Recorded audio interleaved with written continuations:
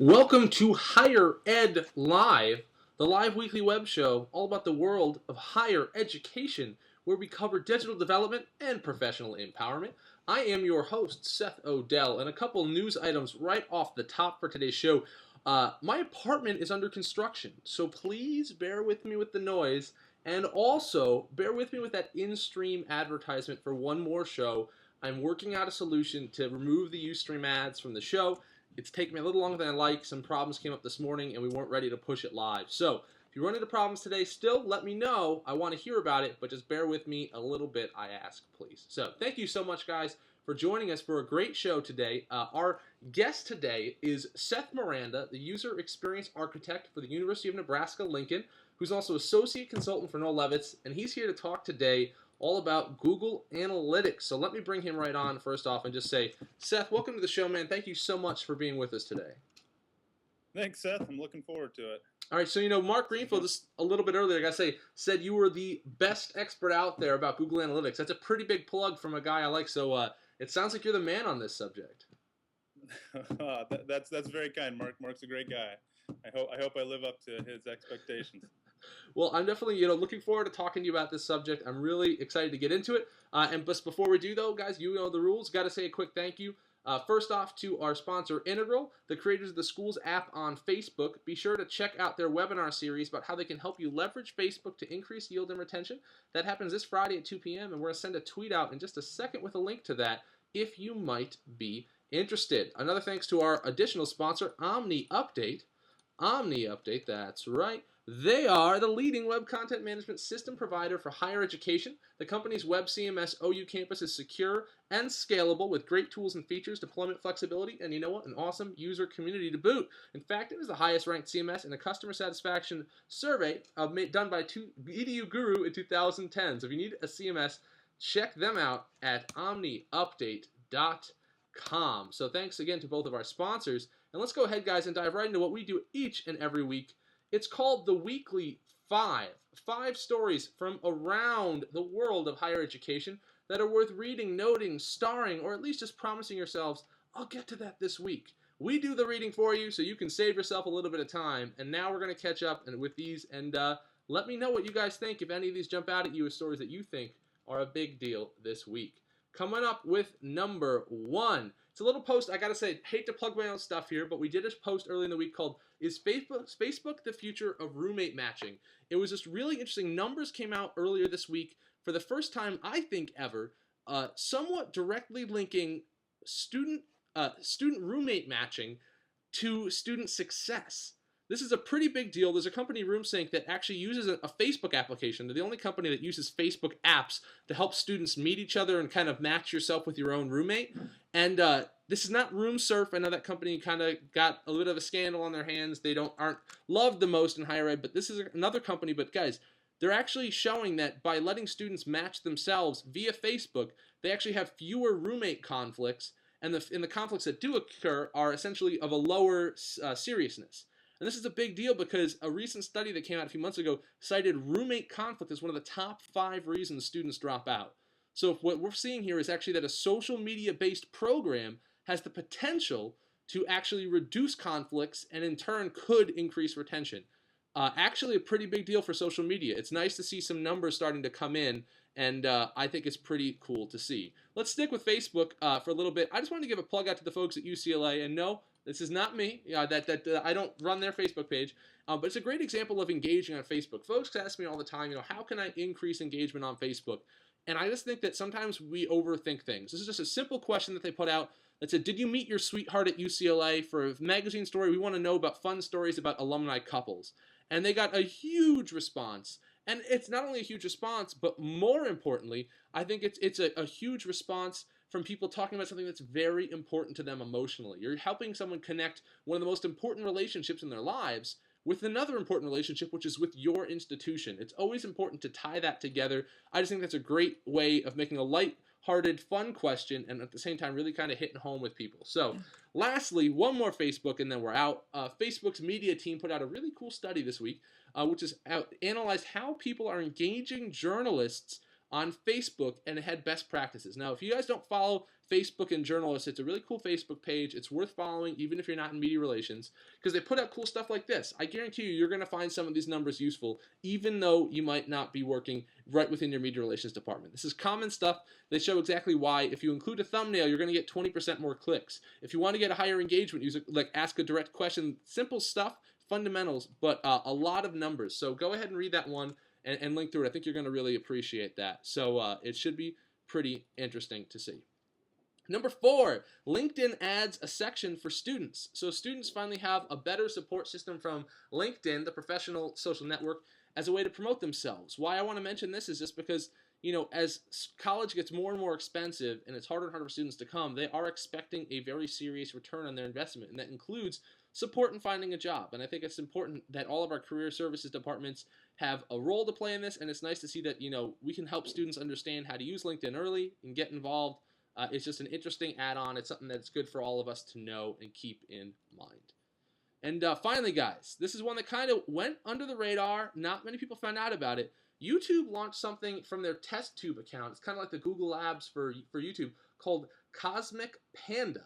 And it's a new way to view YouTube, and it's probably going to be coming not very soon, at some point in the near future, to just about everybody. Very different layout, very simple. It increases users clicking related videos, so it keeps people watching. But if you look at this video on the screen here, guys, what it doesn't do is give us much brand recognition. To the right is an ad, to the left is a very small ad, and then there's just related videos. You actually have to scroll below the fold to see the video's description, tags, and everything else. So this is great for viewers. I'm not sure it's great for brands. I think it's a little early, but I would keep an eye on this if you guys work at all with digital media on your campus, because it's going to change a little bit the way people view YouTube, and in turn, that's going to change the way we want to give them content to experience. That is the Weekly 5, and now it's time for the unsolicited shout-out of the week, where I shout any person, place, thing, or idea, mostly just because I can, because it's my show and it's fun. It's my favorite part of the show, and I like to do it. So this week's unsolicited shout-out goes to Steve Sample,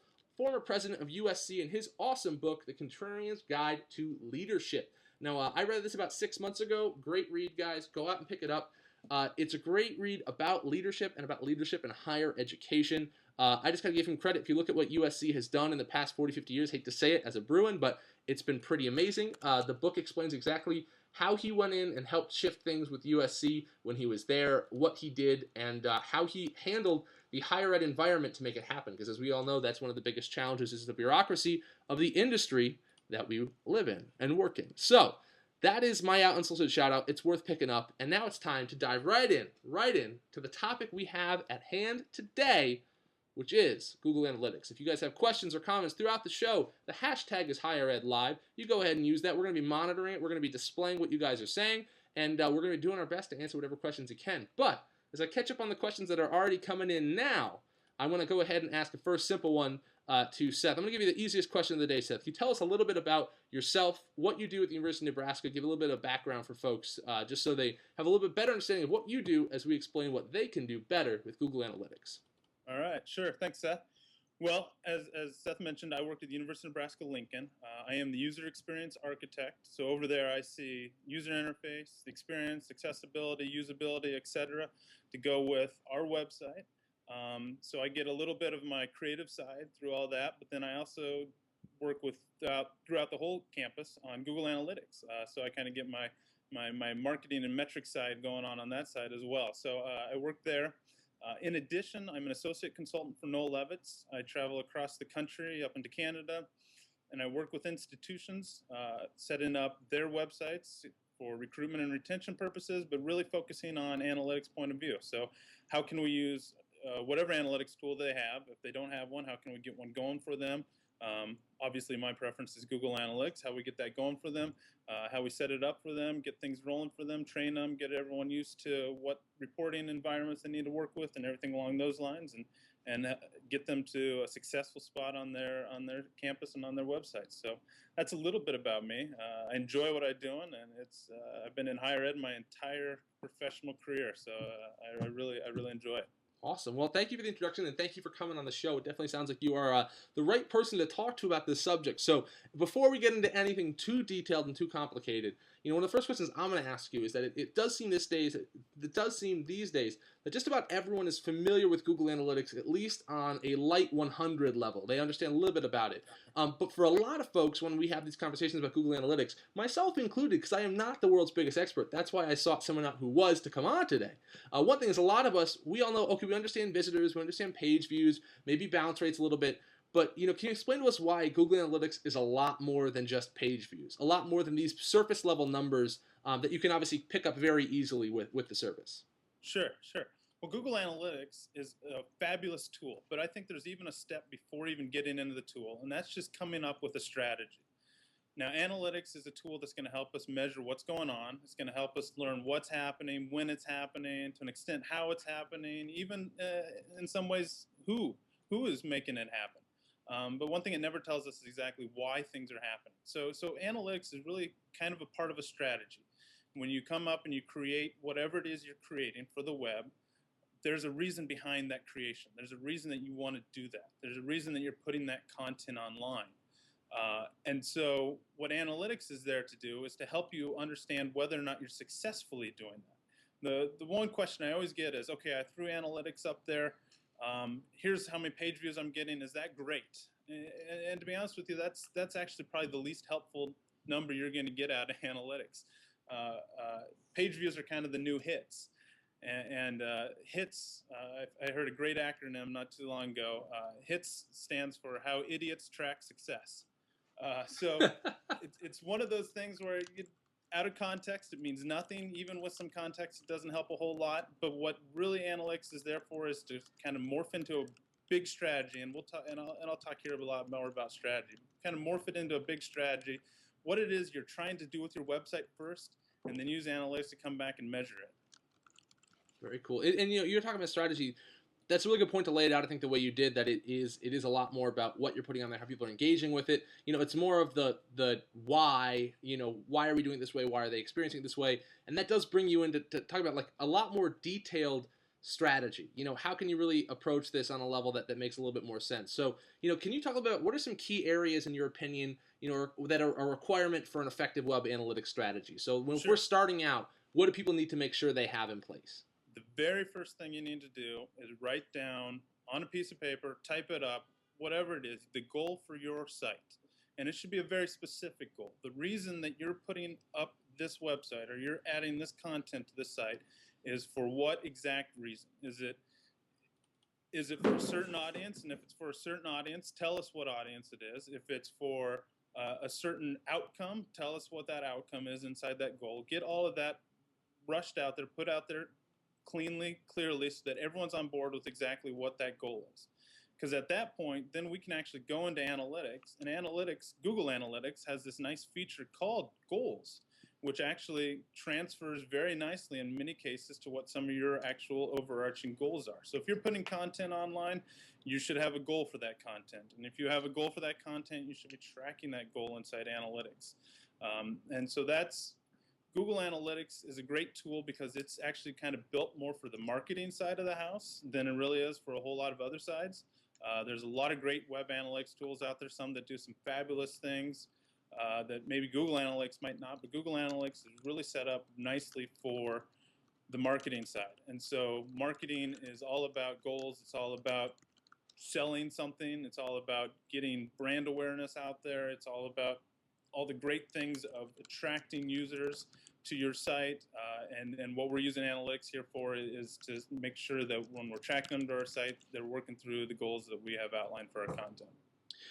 That's a really good point. I just wanted to highlight that a little bit more, that so many times in the Google Analytics falls on the shoulders of the IT team, the IT folks that are running the website. But as you said, if it does really fall on the goals of what are your goals with the website, what do you want to have happen, how do you want people to be engaged, this is really a tool that falls much more on marketing, much more on the content side of things, but also it's something that falls on kind of everybody. So I think that's a really good point, that so many times I think people think, the folks that are running our servers should be running our analytics. And while, yes, certainly they're going to be involved on a level, it's a conversation that has to be happening, between these different units for sure, because if you're leaving it on those people's shoulders, their responsibilities and their individual goals are much different than the goals in the marketing department. And you are right, it is a tool that really does primarily fit then with that.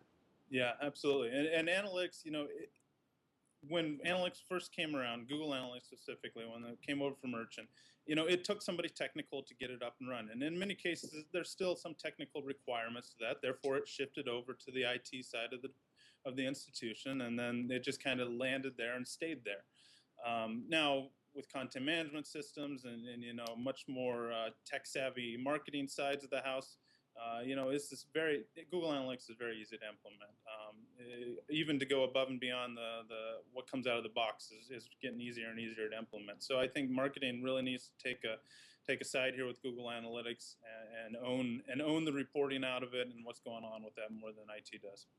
So then, what should these groups be reporting? Let's say you do work in marketing and you guys are going to be utilizing analytics, what should they be reporting on? What should they be using this to actually come up with?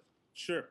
Well, again, it's going to come back to those goals. I think the very first thing we're going to do inside Google Analytics is you're going to want to go in there, and after you get it up and running, you get the tracking code set up on your site, and I can talk more about that later. But you want to get in there and you want to set up these goals, and I'll give you some examples of some goals. So we have take an admissions office, for instance. Admissions offices are ripe with hundreds of goals that you can use inside analytics quickly and easily. If you think about it, an admissions office, they have their whole funnel that they're working on. We're getting our prospects, we're turning them into inquiries, we're turning those inquiries into applicants, we're turning those applicants into enrollments. Well, each of those stages are stages of the funnel that have some sort of online portion to it. So if we're getting prospects into inquiries, that means in many cases they're coming to an online request form to fill out some information to say, hey, add me to your mailing list, send me some more information. Well, right there, that's one of your goals. So inside Google Analytics, we're going to set it up to say, hey, if somebody's finished going through this information request form, they've triggered what's called a goal. And so inside Analytics, we'll get that set up, and then throughout just about every single reporting environment inside Analytics, we'll be able to say, how did this piece of content, or how did this keyword, search keyword, or how did this landing page, or maybe how did the 30 seconds of this video that was watched, how did that contribute towards whether or not somebody went on to fill out that information request? As you continue down that funnel inside admissions, the application is also a big one. Did someone come through and finish that application? Did they fill that all the way out? And then enrollment, class schedules, going through that process, scheduling classes. Again, those are another area that wherever these transactions happen on a website, that's a ripe opportunity for you to set up a goal that we can then go back to the other side of the reporting environment and say, okay, now how did everything here contribute towards those goals? So a lot of times, one of the reports that I'll see a lot of people pull up is their search engine traffic report. And they'll look and they'll say, hey, look, Google is sending us 80% of the traffic, Yahoo is sending us 15%, and Bing is sending us 5%. So the natural inclination there is to say, okay, let's really focus our efforts on Google. Maybe we'll actually put in some AdWords going, something like that. We'll use their display network, anything along those lines, maybe keep pumping it up. But what they really want to be looking at is not necessarily the numbers of traffic that each of those search engines are sending, but the quality of traffic that each of those search engines might be sending. And the way to get quality is by looking back at those goals. So in some of these cases, where I've worked with a lot of the institutions, that we'll go back and we'll actually look to see, for some reason, Yahoo is sending a higher quality of traffic. More people that are going to end up going through maybe an application are coming from Yahoo than they were from Google, even though Google sent 20 times more. So again, it's going back into the deeper groans of it, if you will, and looking at our goals and our conversions as opposed to just the raw numbers that analytics is spitting out. That's great. We do have a conversation going on Twitter that's a really good point, too, that is saying, so what are some other goals? People are still trying to, brainstorm. I think to put in perspective what we're talking about here, I think, Nick Donardis, a good one was, signing up for a campus tour. Mark saying, signing up for a visit, completing an inquiry form, paying a deposit. I'd also say that I think analytics could definitely work for on-campus students as well on a smaller level. I think, one thing at least I've heard on my experience is people talking about student health, and we want to make sure students know these services are available. And, you could do things, I'm sure, on a student health website and find out what people are really interacting interacting with, because that's a concrete goal that's talked about a lot, at least for us, is do students know the resources available to them? Do they go to the website and browse it and get this information? And there is a tangible way to see that. Are there any other goals that jump out at you just to kind of put this in people's minds as they start to formulate kind of their ideas around this subject? Well, there's a couple other areas of goals that I always like to talk about. What I just went over were kind of what I call the transactional goals. So a user comes in, they fill out something, they get that they have some sort of transaction with your university. There's other kind of goals that are called like engagement goals.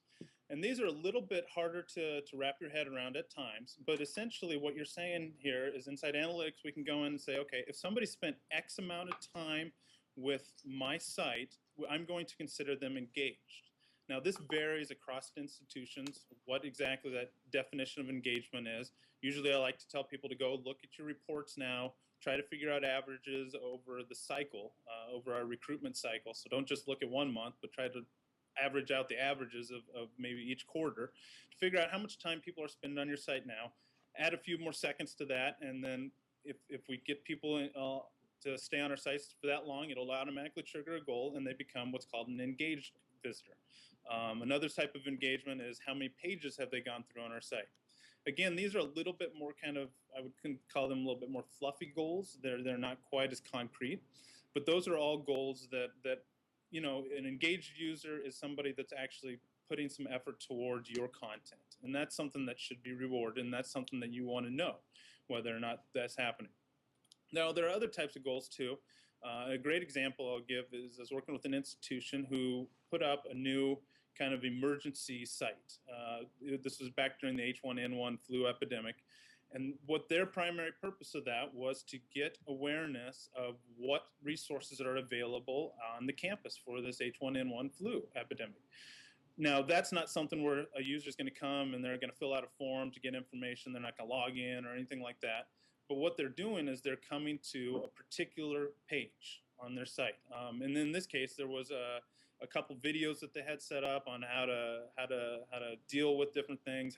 One of them was a video on how to properly sneeze, which was quite comical video to watch. But nonetheless, they were important to them and to the community. And so goals can also be set up around just whether or not somebody got to that content.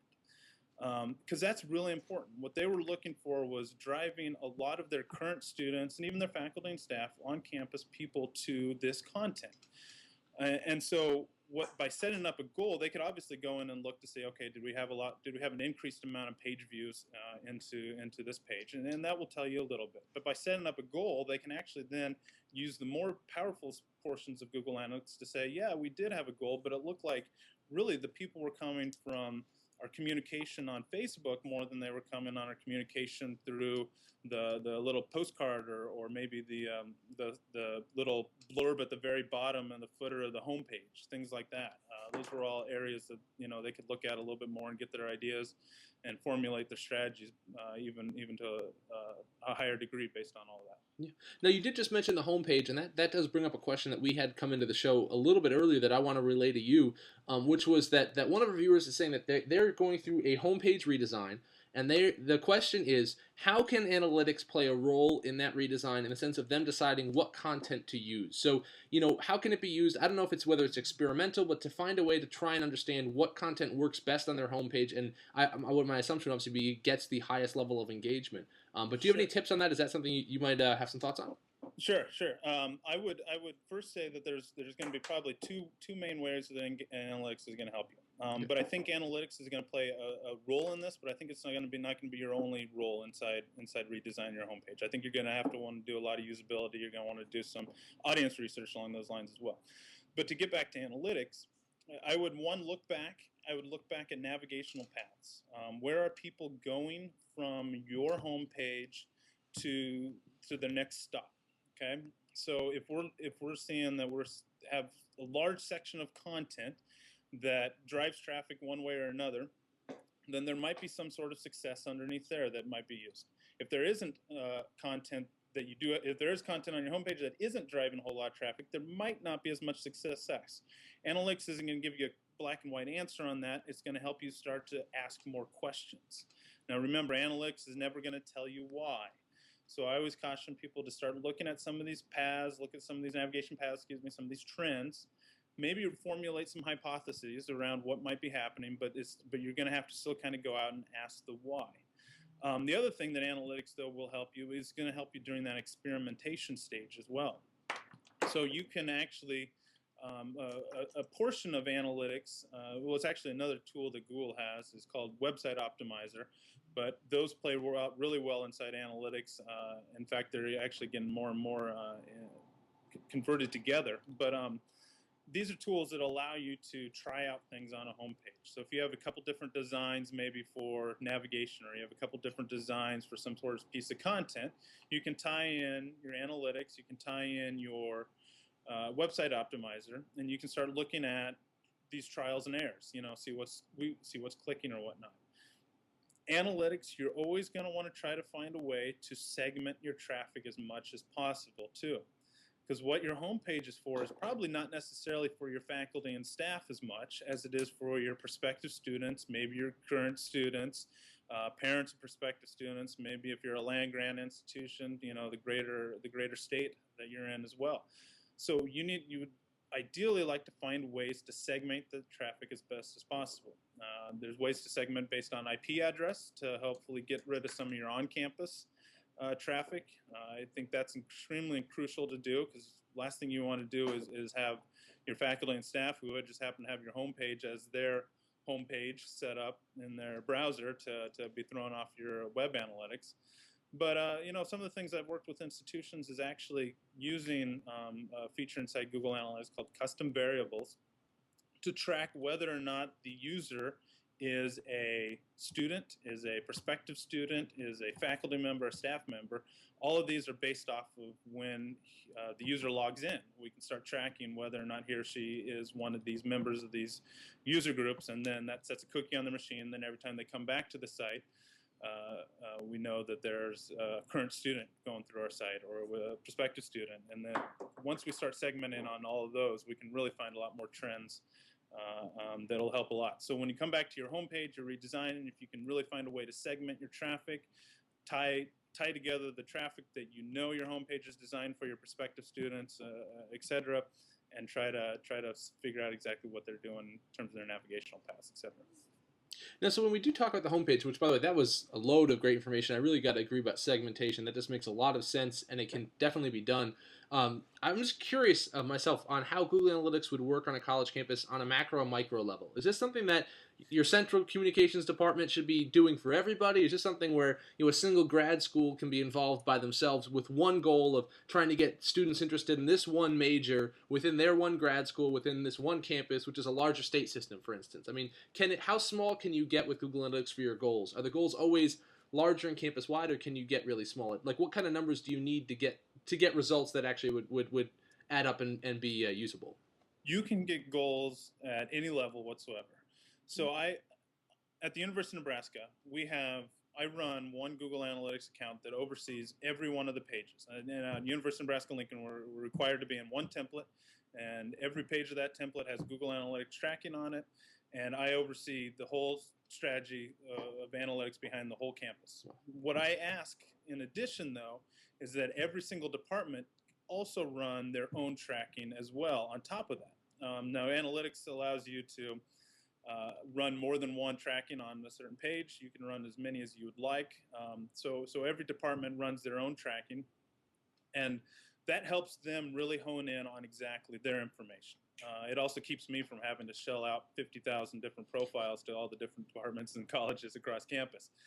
So it works out great for me as well. But they then will have their goals, and this is at a small level as far as a chemistry. A chemistry department has their own little goals going on. They have their own search engine optimization techniques that they're trying to push different faculty, different events and stuff that they might have. So they have their own goals. We have at the university level our huge overarching goals, which sometimes overlap. Our goals are very similar in many cases to an admissions office, for instance. We'll track, the admissions applications, but we'll also go in and, whereas the admissions might not go in and track some of the things that are happening at college levels. And college is really looking at how well people are getting into academics and whether some of the academic areas. They even get into advising So some of our colleges have some sort of online advising components built into their curriculum and whatnot, and so they'll really get in there and track all of that. In many of these cases, I work with on campus a quilt center. Quilt center does not have a huge amount of traffic in comparison to the rest of our campus, but they're able to get in there and use some analytics to figure out some of their marketing strategy. My thought is, if you're putting content online, you have a goal for your content, therefore you have a reason for tracking that goal inside analytics. Whether or not you're going to have 2 people accomplish that goal, that's not a problem.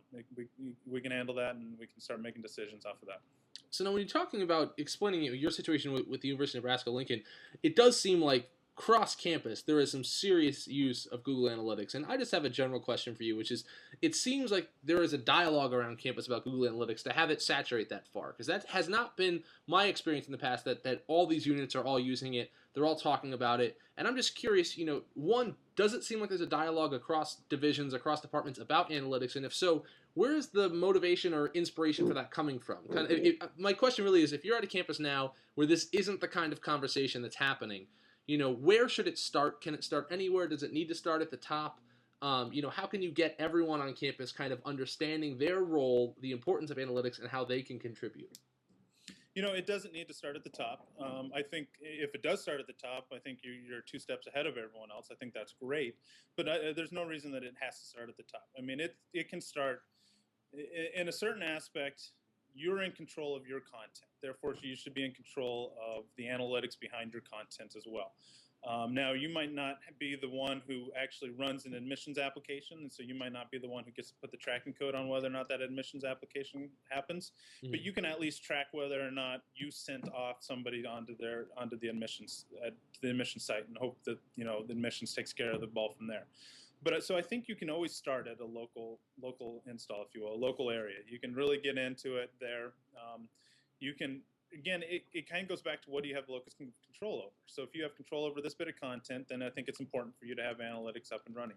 Now, there's also a huge benefit that when you have other departments on your campus, or when there's other individuals that you can work with in analytics, you can really start to put some more minds together to make for a better situation. So you can really start to get some stuff moving back and forth, especially if you start sharing data, or even start allowing tracking codes to get installed on each other's sites. I think there's opportunities there, but it can start small.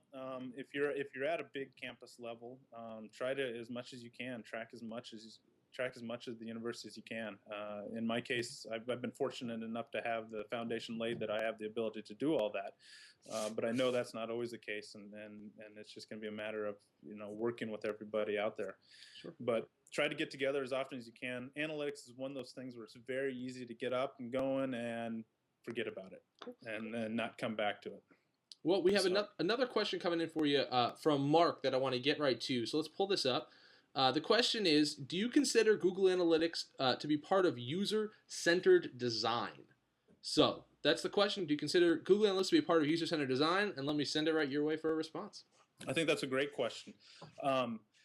Yes and no. And it's going to require that analytics, for us, analytics gets into part of user-centered design when we can try to get down to a user level inside analytics. So I talked a little bit about how we're worked with institutions, and one of the things we're doing on our campus is working on tracking segmentation down to a prospective student, current student, et cetera, point of view. So we are using that to really kind of drive our segment of our audience, so that we're looking at, when we're looking at particular pieces, we're segmenting down that far. But then it's also kind of pulling into the questions of what is going on and when is it happening, and some of the trends.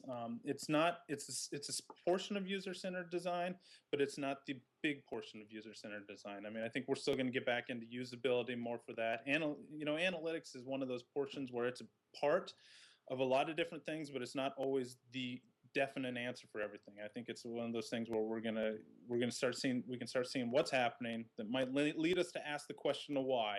But then the rest of our user-centered design approach is going to get into the whys, and that's our usability testing, focus groups, whatever it might be.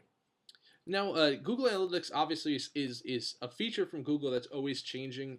They do have a blog for their analytics team that you can follow.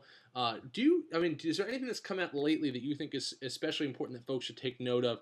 Since Google Analytics they do upgrades, they add features, they do things. Is there anything that you've seen lately that you want to make sure people know about that they should be using right now? Sure. Well, I think the new analytics, they've added some great features into it. One of the things that that's really, they've had event tracking inside analytics for a long time, and that really hasn't changed the way the tracking works. But now we're actually able to report on event tracking at a whole new level than when we were before. So if I've worked with anybody in the past, you'll find a lot of people that say that event tracking is great for tracking whether or not people left your site to go to an external page, or it's great for those file downloads, those PDFs, Word docs, whatever you might have out there, event tracking. Well, the problem I always had with that was that event tracking, you could never tie in goals. You can never tie in some of the page view metrics that you could with regular pages. So I always instructed people to go ahead and use event tracking and page view tracking for all of those areas. And that kind of took a couple little hacks. Well, now Google Analytics allows us to track goals with these events, which is a huge benefit. So if somebody's watched an entire video, the only real way to track, the best way to track that was through an event that sent off information to Google Analytics, and now we can actually use that to set a goal around. We want somebody to watch 3/4 or all of that video. Before it was a lot harder. So event tracking has been improved, the reporting of that. A couple other features that they have.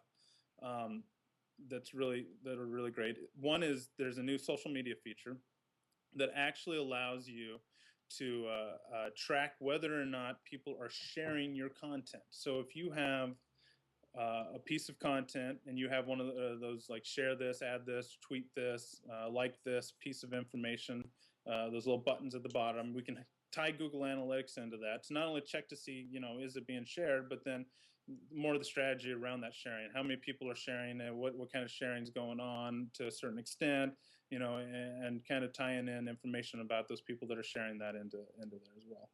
So I think that's of benefit. There's another really small thing that came out that hasn't got a whole lot of information out there yet or a whole lot of traffic on, but they've also added a feature to start tracking page load speed inside Google Analytics, which it's kind of still experimental. I've had some good luck with it, but some things have been a little iffy with it. But part of a great user experience is how fast pages load.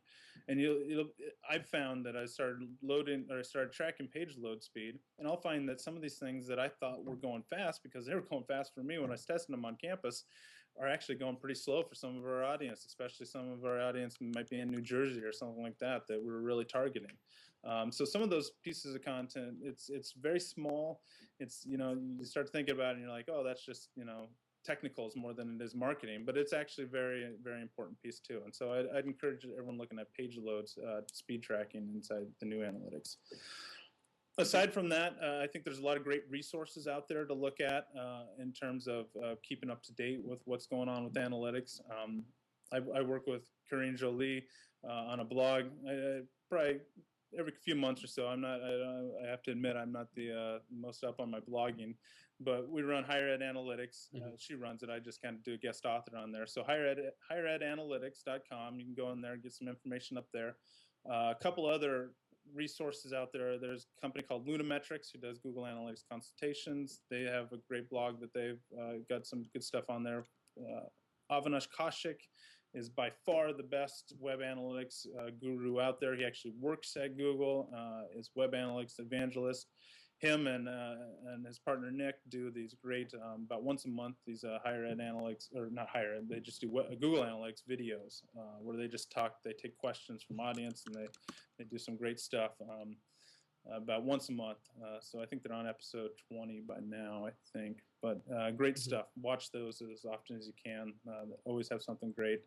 And they have stuff that might not necessarily always apply to higher ed, but I think there's always something to take away from those as well. So one of the questions, since you did mention social media, and this is probably a bit of a can of worms, so we'll just kind of lightly hit on this one, but I'm just curious. Google Analytics obviously can't go everywhere. And so if you have a Facebook page, You can have your own insight analytics on Facebook. If you have YouTube Insight, which is a little bit different. On a strategy level, just how would you go about even trying to connect those two, or do you not? Or Sure. if the goals are different, is the goal get someone to Facebook, and then from there it's a separate goal once they're at Facebook? I mean, is there any kind of conversation that you try to have that's kind of cross-platform with that data? Sure. Well, the two that you actually mentioned, there are ways to get analytics involved in both of those areas. Really? Facebook, there's been a couple hacks out there to get Google Analytics run on Facebook pages. I've seen the problem with some of the hacks is Facebook's changing their APIs and stuff so often these things break easily. And Google Analytics also actually has, or if you have a YouTube account, you can actually go in and add your Google Analytics tracking number inside YouTube. And that has, it sounds great, but it really has little benefit in terms of how things are reported inside Google Analytics. Essentially what that does is kind of just adds to your page views, a different type of page view. You have to do then a few things to your profile to accommodate that. But for the most part, I usually say, go ahead and let those areas be your communication vessels that you are then reporting on the traffic and the success of those communication vessels. So they're very similar to a certain extent of the old direct mail marketing in times. Now, Mark's going to tell me that there's probably many, many different ways. Social media is going to be a lot better than that, and I completely agree with them. But when it comes to tracking, it's very similar to some of the direct mail or even email marketing that we've done. And what you're trying to do is you're trying to generate traffic from those areas back to your site. And so again, those are marketing outreaches that you're trying to get traffic in to tie into one of your conversions. So it's kind of campaign driven, and it's what I like to call the front bookend of a good analytics strategy. So a good analytics strategy has your two bookends. The one bookend we already talked about, that's the goals, the conversion. That's what the ultimate piece of the puzzle that we want our users to do. And the other bookend is the generation of traffic. How are you doing that? How are you getting people onto your pages to start going through that tracking process? So Facebook, Twitter, email, whatever it might be, digital or even in many cases non-digital. How are those campaigns converting into your end goals in the end? So I would actually focus less on the technicals of whether or not you can get analytics installed on Facebook or whether you can get the YouTube thing set up or even your Twitter feeds, but instead look at it as a conversation starter, and how does that conversation lead into some of the goals that we can track in analytics. Okay, great question, great answer, and let's pull up one more question while we have it coming in too. Petra Powers asks, what's the benefit to Google for providing Google Analytics for free? Is it just the data, and is there any chance that they could charge? Which is actually a pretty good question when you think about it, that this is a huge service that we're all relying on. I mean, clearly I think the more information they have, the better they can have their ads targeted, but why do you think Google offers this, and is there any chance that they could charge at some point down the line, do you think? Well, I suppose there's always a chance that they could charge, and I think we're all going to have to make decisions at that point if they ever make that decision. What we should do. But Google's that company that's offered a lot of things for free, and I think this is another one of those things where it's kind of the carrot on the end of the stick. What they really want to get, one of the things they really want to get you into is taking your analytics. You set up your goals in your back end, and then they want you to focus on that other bookend, which are the campaigns. But one of the big portions that could be of that bookend are AdWords, and Google selling their ads, their display through their display network, anything along those lines. There's a very tight integration with Google AdWords. That's a portion that I get into a little bit from here to there, but I think what they really want you to do is get into their AdWords, get into that flow where you're spending money on ads, et cetera, and they'll give you the big tool to help you track how well that's working and everything along those lines. Great. Well, Seth, we are hitting up just about the 45-minute mark, so I think without any further questions coming in, we're going to start to wrap this episode up. So I'm going to leave you with a very large loaded question, just to wait and see if any others come in. So my question is, do you have any final tips, tricks, information for folks to take away, any other thoughts on Google Analytics that they need to know, whether it's technical what to do or just bigger picture about how they should think about it a little bit differently? Well, I'm going to go back to that strategy. I think that's the biggest thing. Strategy is going to determine how well you're going to move forward and what directions you're going to take. But then it's also a matter of, yes, there is keeping up with analytics and what's happening and what's changing, what the new features are and everything like that, and what new things people are doing. But there's also another portion of analytics, and that's just keeping up your end of the bargain of looking through your reports, looking through your goal conversions. One of the best things that I see out there, and the biggest things are when people go in there and they look at the goals and they look to see what's happening, and it's not what they expected. And that to them, that just all of a sudden opens up eyes and lights up a room in some cases, and that really gets a lot of people to stick into it and keep going with it and keep looking at goals and analytics and how new things, new pieces of content that they're putting out there. How well are those?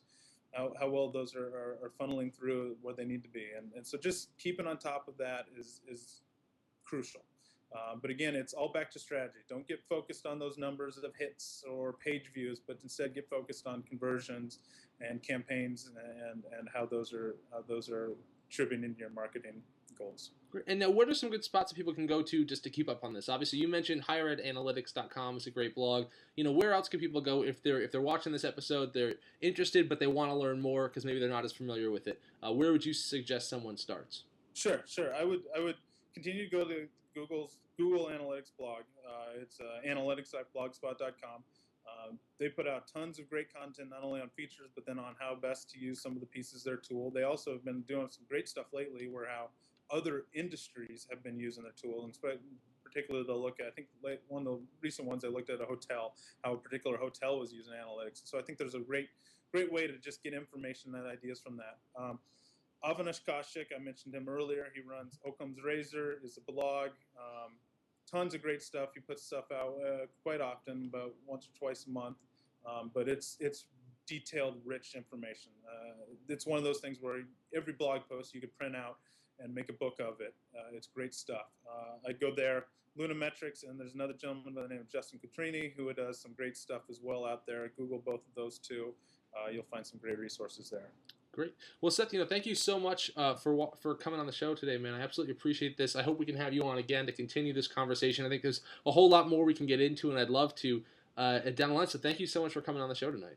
Absolutely. I appreciate it, Seth. Thanks a lot. Thank you. All right, guys. So before I let you guys go, I hope you enjoyed tonight's show. I want to let you know a couple quick things. Coming up next week, I am going to be live in Albany, New York at Reed Media headquarters with the one and only Rachel Rubin, talking rebranding in higher education. If you are anywhere near Albany, the Northeast, come and hang out. Join us. We're going to be doing a special there. Going to be going out afterwards. It's going to be a whole big fun thing.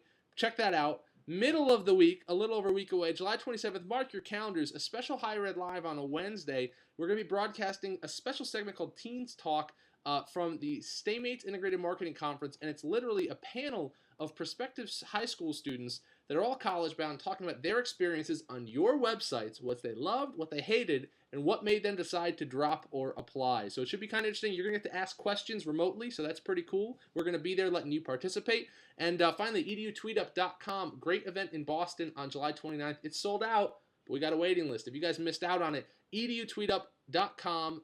Let me know what you think about it. This might be something we can bring to a city near you. So thank you guys again for watching. Seth, thank you one more time. And HigherEdLive.com is where you can get all your information, your past episodes. And we will see you guys next week with a live special from Albany, New York. I hope you guys are ready for that. It's going to be fun. Take care, and I'll see you all next week.